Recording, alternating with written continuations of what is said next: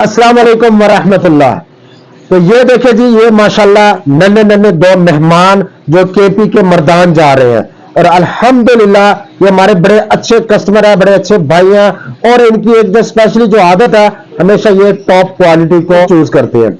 और ये आप बर्ड देखिए, बर्ड आपको मैं बता देता हूं बर्ड कौन से हैं। एक है जी एक्वा B1 मिस्टी अपलाइन स्प्लिट टेल फेलो का मेल है और दूसरा भी एक्वा B1 अपलाइन का मेल है। अब ये दोनों मेल लिए हैं उन्होंने।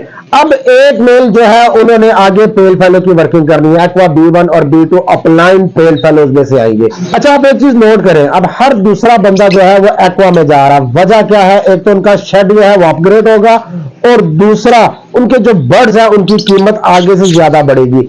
इसी तरह आपने ज्यादा से ज्यादा अपग्रेडेशन करनी है ताकि आपकी एवरी और आपको अच्छा प्रॉफिट हो सके। अस्सलाम वालेकुम वरहमतुल्लाह।